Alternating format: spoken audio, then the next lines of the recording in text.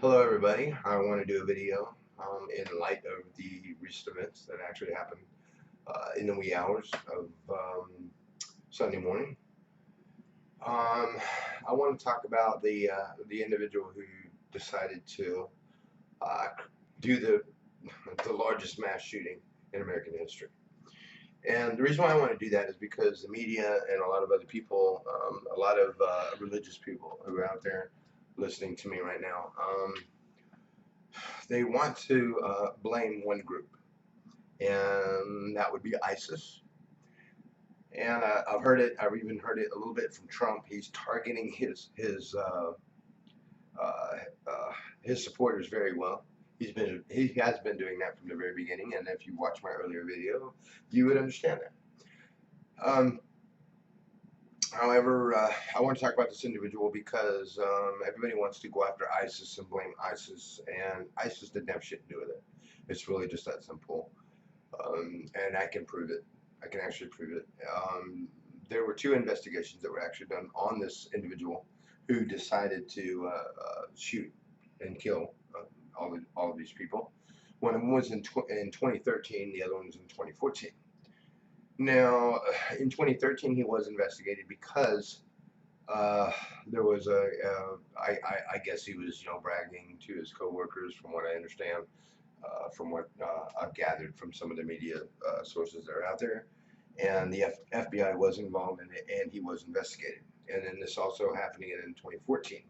Now, both of these cases were closed, and because there was never any proof that was ever brought up against him for these allegations. Now, with that being said, this guy's mind was already fucked up before he actually entered into this LGBT bar and decided to kill all of these innocent people.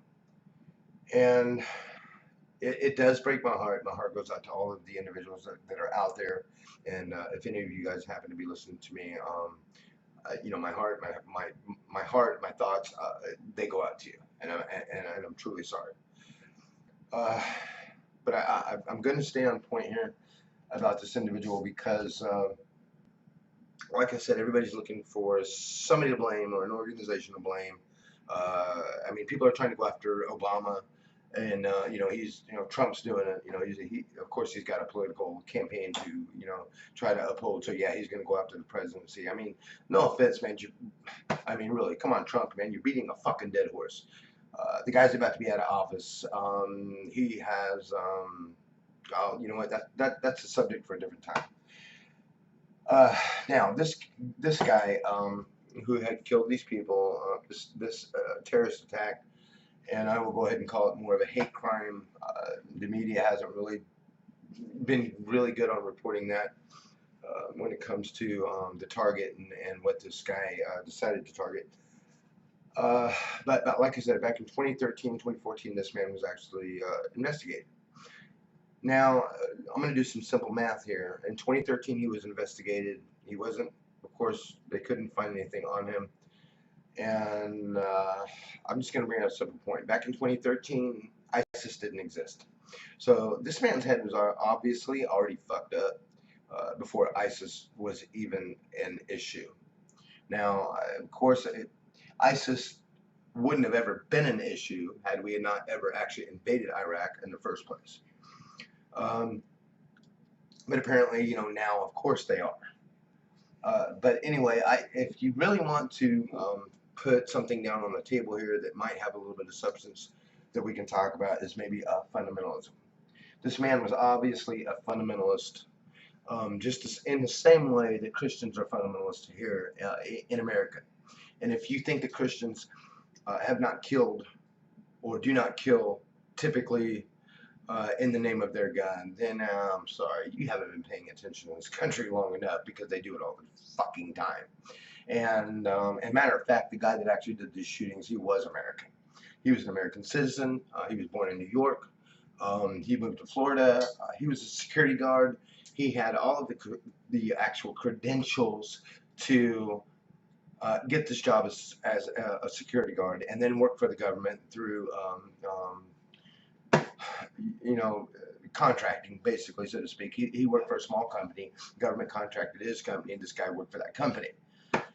Now, with that being said, he actually was able to purchase a gun because of his title, because of where he was, where his stats were in this country.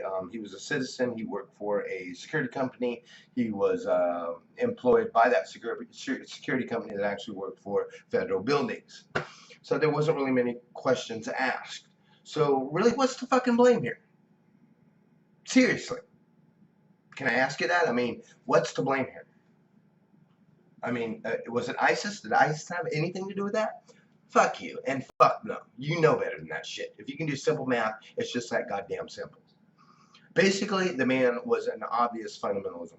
He was into fundamentalism. He was a fundamentalist. His religion taught him that. He decided to join or decided to commit to ISIS a little bit later. Yeah, I get that. He made the 911 call and actually, confessed that he had actually, committed himself to ISIS and then performed all these terrorist attacks in his name. But do you think that he wouldn't have done that anyway if it hadn't been for ISIS? Think about it. It's just Jimmy. Just thought I would just share this thought with you guys. You guys have comments for my video, I'd be glad to hear from you. This is just kind of on the fly, a little bit, but I'm a little bit pissed off. I'm a little bit brokenhearted. I mean, this shouldn't happen in America.